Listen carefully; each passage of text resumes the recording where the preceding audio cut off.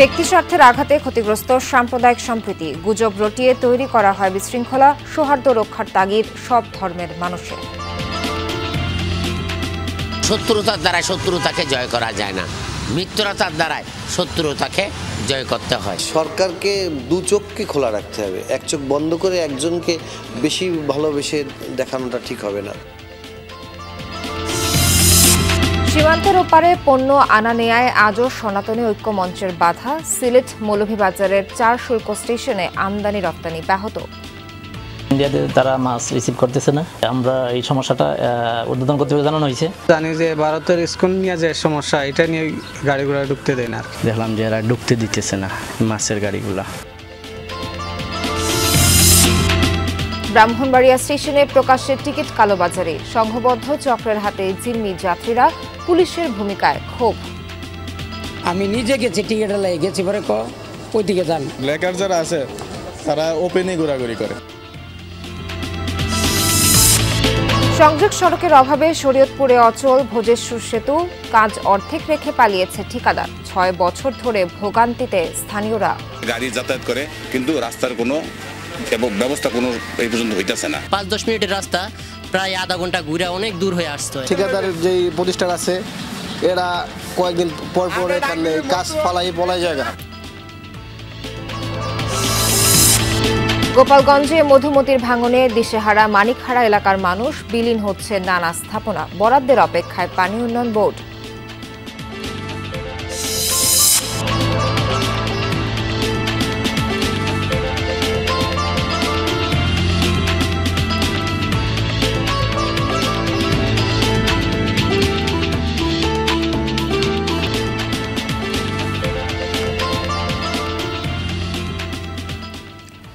স্বাগত সবাইকে, আমন্ত্রণ বিরতিহীন সংবাদ সারাদেশে। এতক্ষণ শিরোনাম দেখছিলেন, বিস্তারিত খবর জানাবো নাবিলা সোহার। সাম্প্রদায়িক সম্প্রীতিতে থামেনি ব্যক্তি স্বার্থের আঘাত, ধর্মের অপব্যাখ্যা, গুজব রটিয়ে তৈরি করা হয় বিশৃঙ্খলা।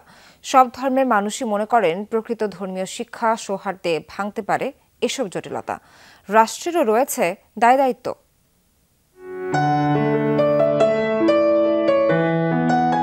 এটাই চিরায়ত বাংলাদেশ, সাম্প্রদায়িক সম্প্রীতির বাংলাদেশ, নানা ধর্মের বর্ণের মানুষের এক বাংলাদেশ। দেশভাগ, ভাষা আন্দোলন থেকে মুক্তিযুদ্ধ, নানা ইতিহাস, ঘটনা প্রবাহ, লাল সবুজের এই দেশে ভিন্ন ভিন্ন জাতিসত্তার বসবাস, উৎসব আনন্দ যেখানে এক। তবে ব্যক্তি স্বার্থের আঘাত থামেনি এখনো। কিছু অপ্রীতিকর ঘটনা ঘটছে, পূর্বেও ঘটেছে, এর আগে অনেক আগেও ঘটেছে, ছোটবেলাও দেখেছি, আমাদের বাপদাদাদের মুখেও শুনেছি। এই অপ্রীতিকর ঘটনাগুলো সবসময় ঘটে থাকে, যেগুলো আমাদের কারোরই কাম্য নয়। যে সম্প্রদায় পরস্পরের মধ্যে মারামারি, হানাহানি এবং একে অপরকে দোষারোপ করা, গালিগালাজ করা, এই সকল কাজে যারা জড়িত হবে তারা আল্লাহর রহমত থেকে এবং সেই জাতি আল্লাহর রহমত থেকে দূরে। আপনি সুখী না হলে আমি সুখী হয়ে কোনো লাভ হবে না, আর আমাকে সুখী না করে আপনি সুখী হতে পেরেছেন এমন কোনো নজির নেই। সব ধর্মের শিক্ষা শান্তি সহাবস্থান, তবে অনেক সময় ধর্মের অপব্যাখ্যায় বাড়ে জটিলতা, ছড়ানো হয় গুজব, দেখা দেয় বিশৃঙ্খলা। সেখানে প্রকৃত ধর্মীয় চর্চা, মানবতা, সৌহার্দ্যের হাত বাড়িয়ে দিতে হবে মনে করেন সব ধর্মের মানুষ। পারস্পরিক ধর্মের প্রতি শ্রদ্ধা, একে অন্যকে সম্মান করা, সেই বিষয়টা আমাদের গুরুত্বপূর্ণ। আর একই সঙ্গে আমাদের বিভিন্ন ধর্মীয় উৎসবগুলি আছে, এই উৎসবে একে অন্যের পাশে থাকা, উৎসবগুলি একত্রে আনন্দের সঙ্গে পালন করা এবং বাঙালি জাতির যে চেতনা সেটাকে ধরে রাখা। শত্রুতার দ্বারাই শত্রুতাকে জয় করা যায় না, মিত্রতার দ্বারাই শত্রুতাকে জয় করতে হয়। আন্তরিকতার মতো আন্তরিকতা যদি থাকে, আপনাকে আমি বিপদে ঠেলে দিতে পারি না, আপনিও আমাকে বিপদে ঠেলে দিতে পারেন না। গুজব বন্ধে রাষ্ট্রের রয়েছে দায়িত্ব, পাশে দাঁড়াতে হবে আক্রান্তদের, বাড়িয়ে দিতে হবে সহযোগিতার হাত। সরকারকে দু চোখকে খোলা রাখতে হবে, এক চোখ বন্ধ করে একজনকে বেশি ভালোবেসে দেখানোটা ঠিক হবে না। আর সবথেকে বড় যে জিনিসটি করতে হবে, যে সরকারকে সতর্ক থাকতে হবে এবং দৃঢ় থাকতে হবে। নিজের স্বার্থকে জলাঞ্জলি দিয়ে দেশের স্বার্থ, জাতির স্বার্থ, অন্য স্বার্থকে আমরা যদি অগ্রাধিকার দিই, তাহলে অনেকটা আমাদের এই বিশৃঙ্খলাটা শৃঙ্খলার মধ্যে চলে আসবে। বিশ্বের মধ্যে আমরা খুব ছোট একটা দেশ এবং এখানে অনেক ধর্মের মানুষ আমরা রয়েছি এবং ধর্মীয় চেতনা, ধর্মীয় অনুশীলন অনেক দেশের চেয়ে এখন অনেক শক্তিশালী মনে করি আমি। তাহলে এই পজিটিভ দিকগুলিকে আমাদের আরও সুন্দর করে ব্যবহার করতে হবে। আর এসব জটিলতা কাটাতে পারলেই লাল সবুজের বাংলা হবে আরও সুন্দর, বাড়বে সম্প্রীতির বন্ধন। ওবায়দুর রহমান, যমুনা নিউজ। বাংলাদেশে নয় বরং ভারতে জাতিসংঘের শান্তিরক্ষী বাহিনী মোতায়েন জরুরি, এমন মন্তব্য করেছেন স্বরাষ্ট্র উপদেষ্টা অবসরপ্রাপ্ত লেফটেন্যান্ট জেনারেল জাহাঙ্গীর আলম চৌধুরী। সকালে নারায়ণগঞ্জের রূপগঞ্জে আন্তর্জাতিক স্বেচ্ছাসেবক দিবস উপলক্ষে ফায়ার সার্ভিস ও সিভিল ডিফেন্স আয়োজিত অনুষ্ঠানে যোগ দেন উপদেষ্টা। বলেন, বাংলাদেশের সার্বভৌমত্বের উপর কোনো আঘাত এলে দেশের সবাই ঐক্যবদ্ধ হয়ে তা প্রতিহত করবে। জাহাঙ্গীর আলম বলেন, ভারতে একের পর এক দাঙ্গা হাঙ্গামা আর সংখ্যালঘু নির্যাতন চলছে, তাই তাদের দেশেই শান্তিরক্ষী বাহিনী মোতায়েন জরুরি। উপদেষ্টা আরও বলেন, দেশটির মিডিয়া বাংলাদেশে অস্থিরতা তৈরি করতে অপপ্রচার চালিয়ে যাচ্ছে।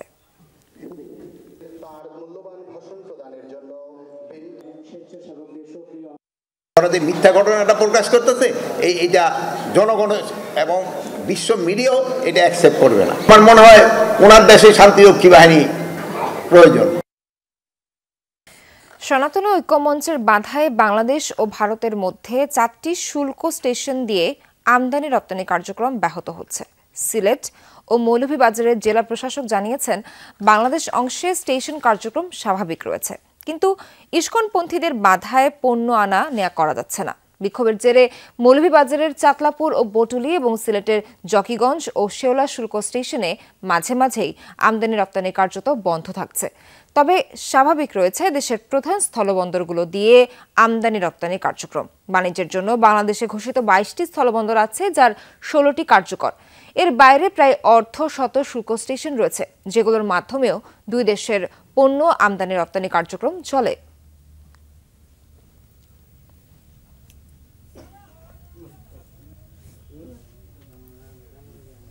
ইন্ডিয়াতে তারা মাছ রিসিভ করতেছে না। আমরা এই সমস্যাটা উদ্বোধন কর্তৃপক্ষ জানানো হয়েছে, তারা বলছে যে এই সমস্যার সমাধান হয়ে যাবে। জানি যে ভারতের স্কুল নিয়ে যে সমস্যা, এটা নিয়ে গাড়ি ঘোড়া ঢুকতে দেয় না আর কি। দেখলাম যে এরা ঢুকতে দিতেছে না মাছের গাড়িগুলা, আবার এই মাছের গাড়িগুলো আবার রিটার্ন হয়তো শমশেরনগর বা এর কাছাকাছি বরাফজাত করার জন্য নিয়ে গেছে। এবার একটু বেনাপোল স্থলবন্দরের চিত্র সম্পর্কে জানবো। সেখানে আমাদের সহকর্মী কামাল হোসেন আছেন। কামাল, আপনার কাছে একটু জানতে চাই যে বন্দরের আমদানি রপ্তানি কার্যক্রম কেমন দেখছেন, কেমন চলছে, আর যারা পাসপোর্ট আছে, যাদের পাসপোর্টধারী যারা যাত্রী আছেন, তাদের পারাপারে কি কোনো অসুবিধা হচ্ছে কিনা সবশেষ জানাবেন। শহর সাম্প্রতিক সময়ে বাংলাদেশ ও ভারতের রপ্তানি বাণিজ্য ব্যাহত হলেও দেশের সর্ববৃহৎ স্থলবন্দর বেনাপোল ও পেট্টাপোল বন্দর দিয়ে আমদানি ও রপ্তানি বাণিজ্য স্বাভাবিক রয়েছে। ভারতীয় ভিসা বন্ধ হয় কিছু কিছু আগের তুলনায় পাসপোর্ট যাত্রীদের গমনাগমন কমেছে, তবে আমদানি ও রপ্তানি বাণিজ্য স্বাভাবিক রয়েছে।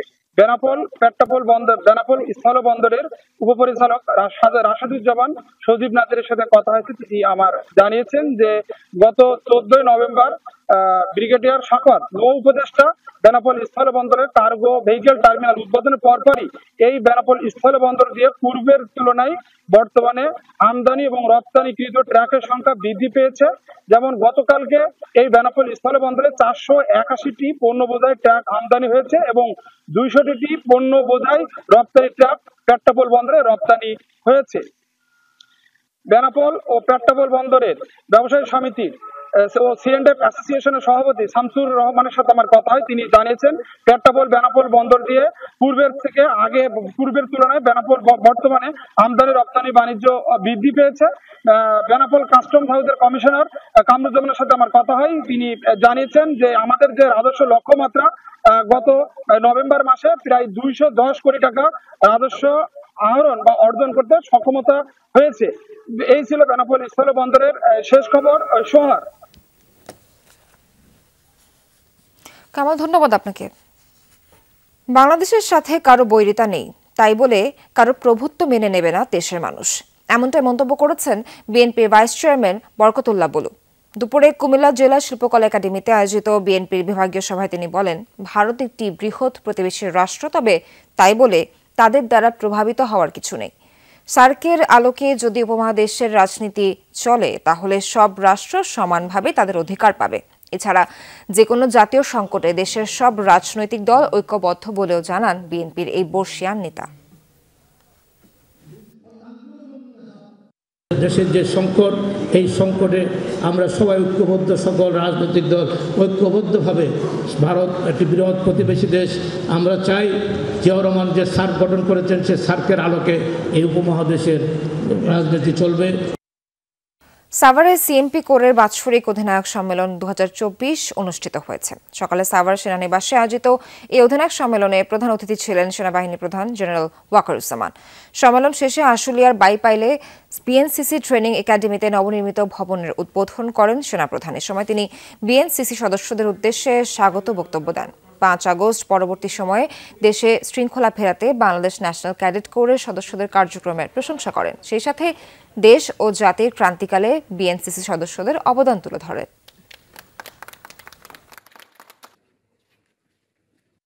5 আগস্টের পরে যে পরিস্থিতির সৃষ্টি হয়েছে সেখানে তোমরা আমাদেরকে সহায়তার জন্য মাঠে নেমেছিলে। ট্রাফিক কন্ট্রোল থেকে শুরু করে অনেক কাজে তোমরা জড়িত হয়েছিলে। এই জন্য আজকে দেশ একটা নিরাপদ জায়গায় এসেছে। আগের যে কোনো সময়ের চেয়ে এখনকার বিমান বাহিনী দক্ষ ও উন্নত, একথা জানিয়েছেন বাহিনী প্রধান air chief marshal Hasan Mahmud Khan. সকালে মৌলভীবাজারে বাংলাদেশ বিমান বাহিনীর 52তম বিমান সীমা দলের প্রশিক্ষণ সমাপনী কুচকাওয়াজ পরিদর্শন করেন তিনি। এর মধ্যে দিয়ে 399 জন রিক্রুট বাংলাদেশ বিমান বাহিনীতে অন্তর্ভুক্ত হলেন। অনুষ্ঠানে কৃতি রিক্রুটদের পুরস্কার তুলে দেন বিমান বাহিনী প্রধান। নতুন রিক্রুটদের সততা, একাগ্রতা ও নিষ্ঠার সাথে কাজ করার আহ্বান জানান তিনি। বিমান বাহিনীতে অত্যাধুনিক যুদ্ধ বিমান, হেলিকপ্টার, উচ্চ ক্ষমতা সম্পন্ন রাডার ও ক্ষেপণাস্ত্র সহ গুরুত্বপূর্ণ সামরিক সরঞ্জাম সংযোজিত হয়েছে বলে জানান হাসান মাহমুদ খান।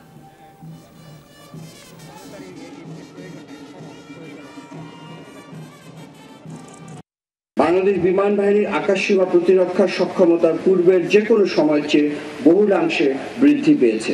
পেশাগত দক্ষতার অর্জনের পাশাপাশি বুদ্ধিমত্তার বিকাশ ও মানবীয় গুণাবলীর চর্চার প্রতি সদা যত্নবান থাকবে। ছাত্র জনতার আন্দোলনে শহীদ পরিবারগুলোর কাছে এবার দুঃখ প্রকাশ করেছেন পুলিশের মহাপরিদর্শক বাহারুল আলম। তবে তিনি জানিয়েছেন, মামলায় নাম থাকলেই গণহারে কাউকে গ্রেফতার করা হবে না। বলেন, পুলিশ আগের মতো মারণাস্ত্র ব্যবহার করবে কিনা সেই বিষয়েও নতুন করে ভাববার সময় এসেছে।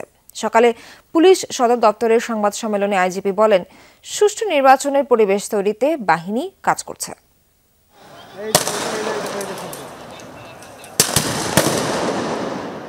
জুলাই আগস্টে শিক্ষার্থীদের আন্দোলন দমাতে মরিয়া হয়ে ওঠে পুলিশ।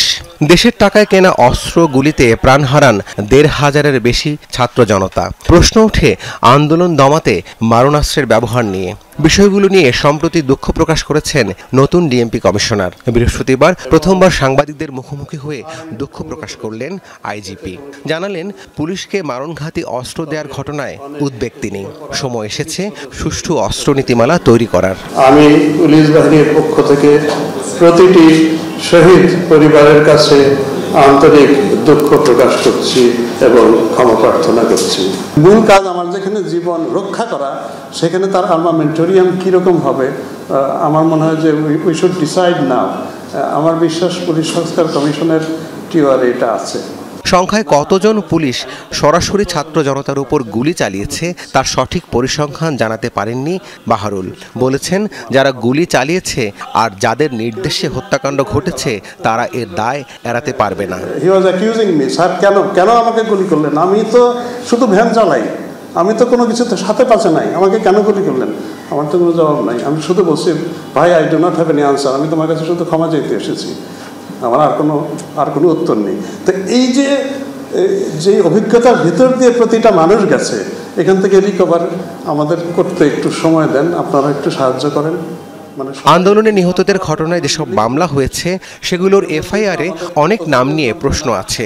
আইজিপি বলেন, শুধু মামলায় নাম থাকলেই গ্রেফতারে যাবে না পুলিশ। বাহিনীর রাজনৈতিক ব্যবহার বন্ধে সংস্কার কমিশন থেকে সুপারিশ আশা করেন তিনি। যারা মনে করছে যে না, এখন আমরাই দেশের মালিক হয়ে গেছি, এখন আমাদের কথাই চলতে হবে, থানা ইত্যাদি, ওই সব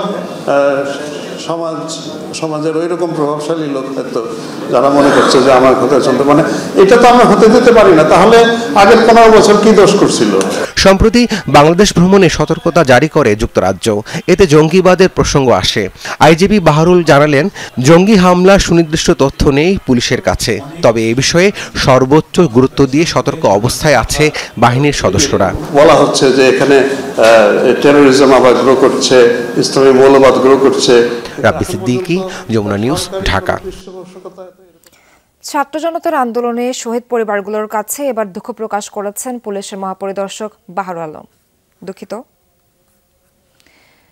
সাবেক প্রধানমন্ত্রী শেখ হাসিনা ও তার স্বজন দোসরদের নকল অবৈধ সম্পদ বাজেয়াপ্তের দাবিতে খুলনায় বিক্ষোভ করেছে বৈষম্য বিরোধী ছাত্র আন্দোলন। বিকেলে নগরীর শিববাড়ি মোড়ে ঘণ্টাব্যাপী বিক্ষোভ সমাবেশের আয়োজন করা হয়। শিক্ষার্থীরা বলেন, গেল 17 বছর ধরে শেখ হাসিনা সহ তার আত্মীয় স্বজন ও রাজনৈতিক অনুসারীরা অঢেল সম্পদের অধিকারী হয়েছেন।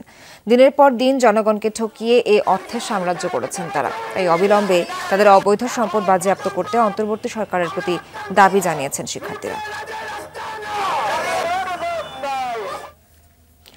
লক্ষ্মীপুরে ছাত্র আন্দোলনে শহীদদের পরিবার ও আহতদের 14.5 লাখ টাকার আর্থিক সহায়তা দেওয়া হয়েছে।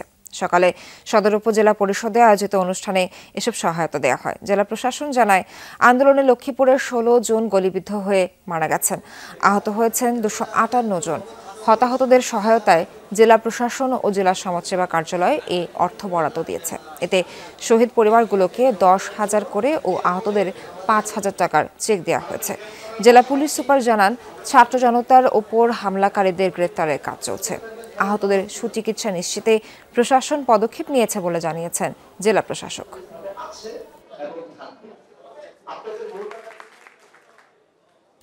টিকিট কালোবাজারিদের হাতে জিম্মি ব্রাহ্মণবাড়িয়া ট্রেন যাত্রীরা। সংঘবদ্ধ চক্র দীর্ঘদিন ধরে কাউন্টারের পাশাপাশি নানা কৌশলে হাতিয়ে নেয় অনলাইন টিকিট। এমনকি 10 দিন পরের টিকিটও মুহূর্তেই অনলাইন থেকে গায়েব করে দেয় চক্রটি। এরপর প্রকাশ্যে স্টেশনেই চলে সেসব টিকিট কয়েক গুণ দামে বেচাকেনা। বাধ্য হয়ে কালোবাজারিদের থেকে টিকিট কিনছেন যাত্রীরা। ব্রাহ্মণবাড়িয়া রেলওয়ে স্টেশনের প্রতিদিনের চিত্র এটি। প্রকাশ্যে ট্রেনের টিকিট বিক্রি করছে কালোবাজারিরা। পূর্বাঞ্চল রেলপথের অন্যতম গুরুত্বপূর্ণ পয়েন্ট ব্রাহ্মণবাড়িয়া রেলওয়ে স্টেশন। প্রতিদিন এই পথ দিয়ে চলাচল করে অন্তত 14 জোড়া ট্রেন। কিন্তু কালোবাজারিদের দৌরাত্মে কাউন্টার বা অনলাইনে বেশিরভাগ সময় টিকিট পান না যাত্রীরা। এতে বাধ্য হয়ে দ্বিগুণ বা 3 গুণ দামে কিনতে হয় ট্রেনের টিকিট। অনলাইনে যে টিকিটগুলো আছে তারা অনলাইন থেকে কেটে সেগুলা আপনার এখানে সেল করে। টিকিট কাউন্টার থেকে স্টেশন মাস্টার থেকে শুরু করে যারা এখানে দায়িত্বশীল আছে, ওদের যে একটা রেসপন্সিবিলিটি আছে এটা ঠিকভাবে পালন করছে না। টিকিট পাওয়া যাচ্ছে না, আগেই টিকিট নিয়ে নিতেছে ব্ল্যাকাররা, যাত্রীরা হয়রানি হয়ে যাচ্ছে। এই স্টেশনের আসনযুক্ত টিকিট বরাদ্দ প্রায় 900, কিন্তু প্রকৃত যাত্রী কয়েক গুণ বেশি। এই সুযোগকে কাজে লাগাচ্ছে কালোবাজারি চক্রটি। কাউন্টারের পাশাপাশি নানা কৌশলে অনলাইন থেকেও হাতিয়ে নেওয়া হচ্ছে টিকিট। এরপর স্টেশনেই প্রকাশ্যে চলে সেসব টিকিটের বেচাকেনা। আমি নিজে গেছি টিকিটের লাগে গেছি, পরে ওইদিকে যান, ওইদিকে গেছি, পরে আমার কটা লাগবে, আমি 2 টাকা 500 টাকা লাগবে। ব্ল্যাকার যারা আছে তারা ওপেনে ঘোরাঘুরি করে, এরকম কি এটা প্রশাসনও জানে। নাকের ডগায় ঘটছে সব, তারপরও কেন নির্বিকার পুলিশ? এটা তো মূলত রেলের কালোবাজারে পক্ষ থেকে যদি কিছু করার সুযোগ থাকে করবো। টিকিট কেনা বেচা তো তাদের আইডি ছাড়া তো কেউ কিনতেও পারে না, বিক্রি করতে পারে না। আমাদের তো আর ওরকম সুযোগ না ওদের আইডিতে ঢোকার। অভিযোগ উঠেছে কালোবাজারিদের সাথে ভারপ্রাপ্ত স্টেশন মাস্টারের যোগসাজশের। আমাদের সাথে এগুলো সম্পূর্ণ মিথ্যা কথা। আমাদের সাথে কোনো যোগসাজ নাই, কারণ টিকিট সব 100% অনলাইন টিকিট। এটা তো তাদের ব্যক্তিগত ব্যাপার, কারণ এটা তো আমার চোখের সামনে না, হয়তো গোপনে করতে পারে, সেটা আমার জানা নাই।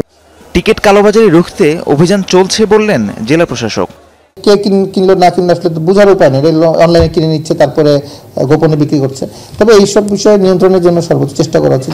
দ্রুত টিকিট কালোবাজারি চক্রের সদস্যদের আইনের আওতায় এনে দৃষ্টান্তমূলক শাস্তির দাবি স্থানীয়দের। রাহিম সারোয়ার, যমুনা নিউজ। বরগুনার পাথরঘাটায় এক ব্যবসায়ের ওয়ার্কশপে লুটপাটের ঘটনার 2 সপ্তাহ হতে চললেও কোনো আসামিকে গ্রেফতার করতে পারেনি পুলিশ। সিসিটিভি ফুটেজে দেখা যায়, গেল 23 নভেম্বর চরদুয়ানি বাজারে জাকির হোসেন খলিফা নামের এক ব্যবসায়ের মেশিনারিজ ওয়ার্কশপে লুটপাট চালানো হয়। ভুক্তভোগীর অভিযোগ, জমি জমা নিয়ে বিরোধের জেরে প্রতিপক্ষ সোহেল, সোহাগ ও দুলালের নেতৃত্বে বিভিন্ন যন্ত্রাংশ লুট করা হয়। এই ঘটনায় 28 নভেম্বর আদালতে মামলা হলে 24 ঘন্টার মধ্যে পাথরঘাটা পুলিশকে FRI এর নির্দেশ দেওয়া হয়। তবে এখনো ধরাছোঁয়ার বাইরে আসামিরা। এতে আতঙ্কে বাজারের অন্য ব্যবসায়ীরাও। সোহেল, সোহাগ সহ 5 জন চিনছি, আর লালফিদ আমার 15-25 জন মানুষ তাকে চিনি নাই। না চেনা গেলে তার আমি একটা আতঙ্ক মানুষ, সকাল 9টার ভিতরে আতঙ্ক হয়েছে, আমি ঘর থেকে বেরিয়ে চলে গেছি। আদালতের নির্দেশে মামলা রুজু করা হয়েছে, মামলাটা তদন্তাধীন আছে, তদন্ত হলে পরে জানা যাবে। 6 বছর আগে শেষ হয়েছে সেতুর নির্মাণ কাজ, অথচ সংযোগ সড়কের অভাবে কাজে আসছে না শরীয়তপুরে কীর্তিনাশা নদীর ওপর নির্মিত ভোজেশ্বর সেতু। জমি সংক্রান্ত জটিলতার অজুহাতে সংযোগ সড়ক নির্মাণ না করে সটকে পড়েছে ঠিকাদার। ফলে সেতু থাকার পরও নদী পারাপারে চরম দুর্ভোগ পোহাতে হচ্ছে স্থানীয়দের। শরীয়তপুরে কীর্তিনাশা নদীর উপর নির্মিত ভোজেশ্বর মহিষখোলা সেতু ওপর থেকে দেখলে বোঝা যায় কতটা আধুনিক নির্মাণ কৌশলীতে হয়েছে সেতুটির নির্মাণ কাজ, অথচ সেতুতে নেই কোনো যান চলাচল। ভোজেশ্বর বন্দর ও জেলা শহরের সাথে নদীর পশ্চিম প্রান্ত ও রাজধানী ঢাকার যোগাযোগ সহজ করতে 2016 সালে শুরু হয় সেতুর নির্মাণ কাজ, শেষ হয় 2018 সালে। তবে সেতুর সংযোগ সড়ক নির্মাণ না করেই সটকে পড়ে ঠিকাদারি প্রতিষ্ঠান কামারজানি ব্রোজেন, আনোয়ারা জেভি। এত বড় একটা বন্দর ভোজেশ্বর বাজার, এবার ওবার শত শত লোক যাতায়াত করে এবং কি শত শত দুধের গাভীর দুধ নিয়ে এখানে আসা যাতায়াত করে, গাড়ি যাতায়াত করে, কিন্তু রাস্তার কোনো ব্যবস্থা কোনো এই পর্যন্ত হইতেছে না। সংস্কার করলে মানুষের সবার জন্য ভালো হয়, নয়তো আমাদের এই 5-10 মিনিটের রাস্তা প্রায় আধা ঘন্টা ঘুরে অনেক দূর হয়ে আসতে হয়। ঠিকাদারের যে প্রতিষ্ঠান আছে এরা কয়েকদিন পর পর এখানে কাজ পলাই জায়গা ট্রলারে আমার যাতায়াত করতে হয়, কখন কোন দুর্ঘটনা ঘটতে যায় বলতে পারি না। 2019 সালের জুলাইয়ে নতুন করে 13 কোটি 21 লাখ টাকা ব্যয়ে সেতুর সংযোগ সড়ক নির্মাণের কাজ শুরু করে LGED। 2 বছরের মধ্যে কাজ শেষ হওয়ার কথা থাকলেও তা বাস্তবায়িত হয়নি। ফলে নদী পারাপারে এখন নৌকাই ভরসা স্থানীয়দের। গাড়িগুলো যাওয়া আসা বৃষ্টি হলে ওই সামনে কতগুলো জায়গা আছে, অনেক পানি হয়ে যায়, পানি হয়ে গেলেই একটা দুর্ভোগ আরম্ভ হয়ে যায়। তো এই ব্রিজের কাজ চলতেছে প্রায় 5 বছরের বেশি, তো এখনো দুই পাশের রাস্তাগুলি কাঁচা, আর বৃষ্টি হলে যাওয়া যায় না, অনেক ভাঙাচোরা। দেখেন ডাক্তারখানা নিল আমাকে একটা গাড়ি ঘোড়া লাগে, হেও আইতে পারে না। ভূমি জটিলতায় আটকে আছে সংযোগ সড়কের নির্মাণ কাজ। দ্রুত সময়ের মধ্যে সমস্যা সমাধানের আশ্বাস নির্বাহী প্রকৌশলীর। মূল ব্রিজের কাজটা ইতিমধ্যে শেষ হয়ে গেছে, কিন্তু অ্যাপ্রোচ রোডের পুরো পাশে জমি সংক্রান্ত জটিলতা থাকার কারণে 2টা ঘর আছে ওখানে, ওই ঘর 2টা অবসর না করার কারণে ঠিকাদার কাজ করতে পারে নাই। আমরা মাস 2 আগে কাজটা ক্যান্সেল করে আবার নতুন করে আমরা টেন্ডার করি এবং সেটা মূল্যায়ন স্টেজ আছে। 99 মিটার দৈর্ঘ্যের ভোজেশ্বর সেতু নির্মাণে এখন পর্যন্ত সরকারের ব্যয় হয়েছে প্রায় 23 কোটি টাকা। SM Shakil, Jamuna News, Shariatpur. Million offer Walton fridge কিনে পেতে পারেন 20 লক্ষ টাকা, রয়েছে কোটি কোটি টাকার নিশ্চিত উপহার। নারায়ণগঞ্জের ট্রাক চালক সমিতির নেতা তাজুল ইসলাম শামীমকে গ্রেফতারের প্রতিবাদে বিক্ষোভ করেছে তার অনুসারীরা। সকাল থেকে নগরীর মণ্ডলপাড়া সেতুর উপর এলো পাতারি ট্রাক রেখে সড়ক অবরোধ করে ট্রাক চালক সমিতি ও বিএনপির নেতাকর্মীরা। ছাত্র আন্দোলনকে ঘিরে একটি হত্যা মামলায় শামীমকে গ্রেফতার করে পুলিশ। তবে তার অনুসারীদের অভিযোগ, নিতাইগঞ্জে অবৈধ ট্রাক স্ট্যান্ডের নিয়ন্ত্রণকে কেন্দ্র করে বিএনপির 2 গ্রুপের বিরোধ চরমে। এরই জেরে প্রতিপক্ষ বিএনপির আরেক পক্ষের নেতা টিপুর ইন্ধনে শামীমকে গ্রেফতার করা হয়েছে। তাকে মুক্তি না দিলে কর্মসূচি চলমান রাখার হুঁশিয়ারি দেন তারা। সেই সাথে টিপুকে 24 ঘন্টার মধ্যে বিএনপি থেকে বহিষ্কার করা না হলে হরতালেরও আলটিমেটাম দেন ট্রাক শ্রমিকরা। তবে এসব অভিযোগ অস্বীকার করেছেন আবু আলী ইউসুফ খান টিপু। বকেয়া বেতন পরিশোধ ও বন্ধকৃত রাষ্ট্রীয় সকল পাটকল পুনরায় চালুর দাবিতে খুলনায় অবস্থান কর্মসূচি পালন করেছেন শ্রমিকরা। সকাল থেকেই দৌলতপুর ও খালিশপুর জুট মিলের শ্রমিকরা এই কর্মসূচি পালন করেন। শ্রমিক নেতারা বলেন, 2020 সালের 2রা জুলাই দেশের 26টি পাটকল একযোগে বন্ধ করে দেয় আওয়ামী লীগ সরকার। কথা ছিল শ্রমিকদের যাবতীয় পাওনাদি দ্রুত সময়ের মধ্যে পরিশোধ করতে হবে, কিন্তু এখনো 5টি পাটকলের শ্রমিকরা পাওনা বুঝে পায়নি।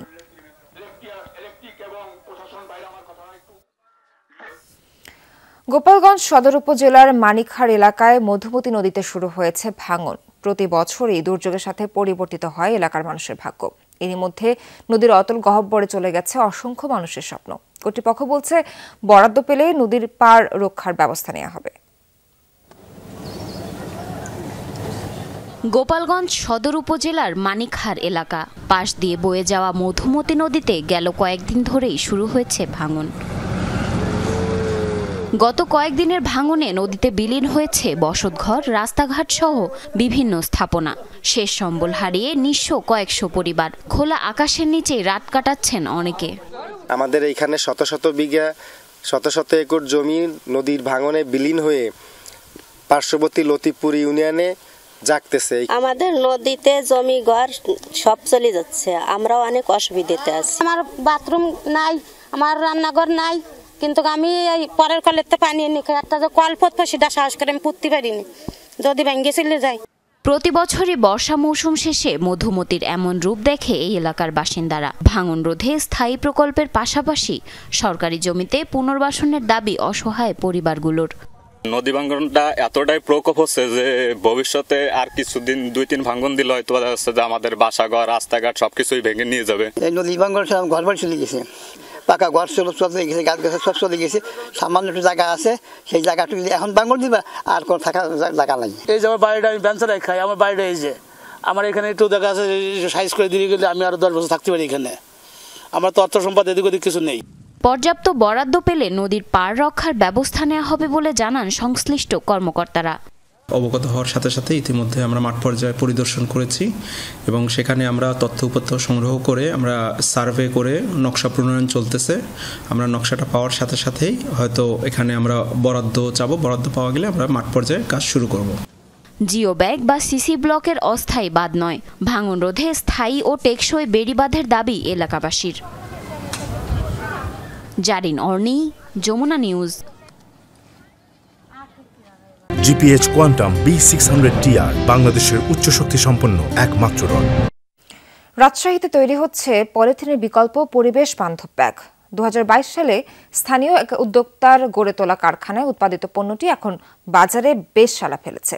এরই মধ্যে বিভিন্ন জেলা থেকে পরীক্ষামূলকভাবে ক্রেতারা ভুট্টার স্টার্চ সহ জৈব উপাদানের মাধ্যমে তৈরি এই ব্যাগ কিনে নিয়ে যাচ্ছেন। রাজশাহী চাঁপাইনবাবগঞ্জ মহাসড়কের পাশের এই কারখানায় তৈরি হচ্ছে পরিবেশ বান্ধব পচনশীল পলিথিনের বিকল্প ব্যাগ।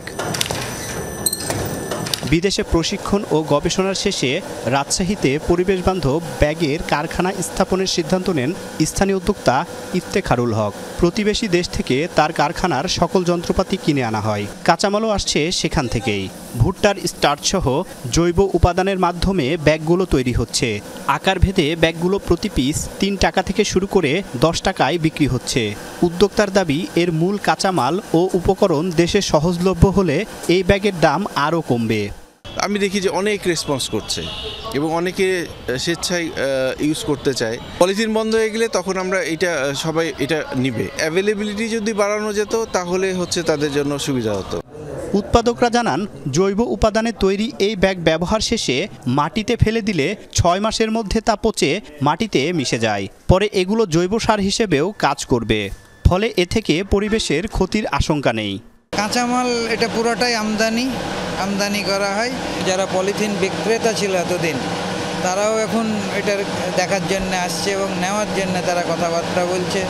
রাজশাহীতে পরিবেশ বান্ধব এই ব্যাগ তৈরির পর দেশের নানা প্রান্তের ব্যবসায়ীরা ব্যাগ কিনতে আসছেন, আবার অনেকে কারখানায় আসছেন উৎপাদন ব্যবস্থা দেখতে।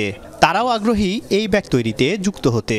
এখানে ভুট্টার স্কাচ থেকে যে ব্যাগ তৈরি হয় পরিবেশ বান্ধব ব্যাগ, এই ব্যাগটা নেওয়ার জন্য এসেছি। যেহেতু সরকার থেকে পলিথিনটা বন্ধ করে দিচ্ছে, তো সেই ক্ষেত্রে তার বিকল্প হিসেবে এখানে পাওয়া যাচ্ছে। আমরা অনলাইনে দেখলাম, এই সুবাদেই খোঁজখবর নিয়ে ওনাদের সাথে কথাবার্তা বলে আসলাম। পলি ব্যাগটার মাধ্যমে আমাদেরও প্রোডাক্টটা যদি কোনোভাবে পলিথিনটা বর্জন করে আমরা এখান থেকে নিতে পারি, সেই জন্য ওনাদের কাছে এসেছিলাম।